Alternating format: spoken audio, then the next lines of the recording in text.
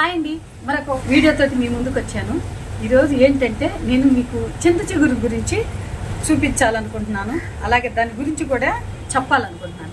ఏంటి చింత చిగురా అని మీరు తక్కువ అంచనా వేయద్దండి. చింత చిగురుని తినటం వల్ల ఎన్నో హెల్త్ బెనిఫిట్స్ ఉన్నాయి. అవేంటో ఒకసారి వీడియోలోకి వెళ్ళి చూద్దామా? నేను మీ కోటేశ్వరిని. Welcome to our YouTube family.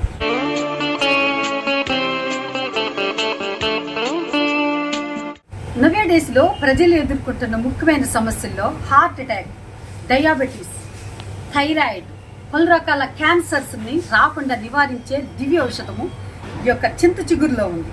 అలాగే ఫైల్స్ సమస్యలు పోతుంది, లివర్ సమస్యలు పోగొడుతుంది, రక్తంలో చక్కెర స్థాయిని తగ్గిస్తుంది, శరీరంలోని వ్యర్థాలను బయటకు పంపిస్తుంది, ఎముకల్ని దృఢంగా ఉంచుతుంది. అలాగే కీళ్ల నొప్పులు అలాంటి సమస్యలు కూడా పోగొడుతుంది ఈ చింత చిగురు. శరీరంలోని రక్త కణాల ఉత్పత్తికి అవసరమైన పోషకాలను అందిస్తుంది ఈ చింత చిగురు.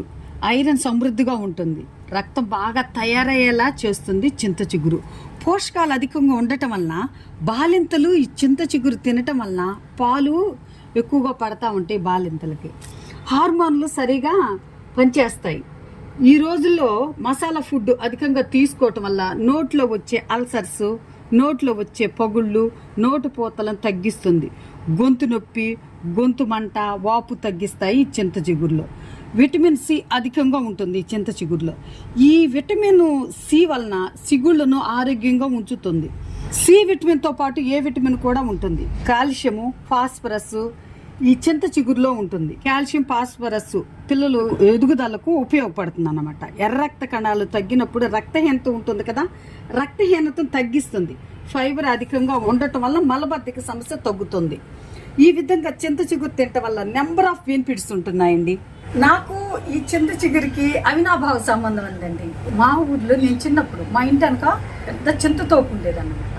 ఆ తోపు నుంచి ప్రతి ఒక్కళ్ళు ఈ చింత చిగురు తీసుకొచ్చి అందరూ వంటకాల్లో వినియోగించుకుంటా ఉంటారు అనమాట.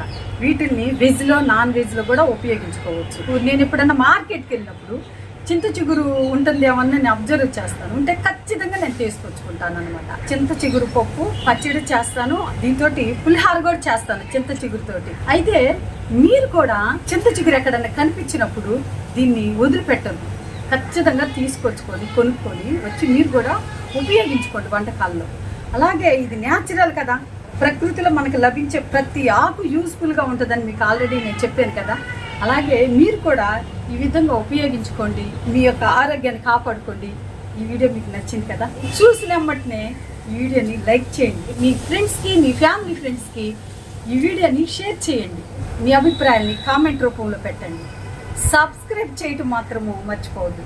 ఇలాంటి ఎన్నెన్నో హెల్త్ అండ్ బ్యూటీ టిప్స్ కోసము నా ఛానల్ మీరు సపోర్ట్ చేస్తారు కదా. అంతవరకు బీ విత్ యువర్ టైం.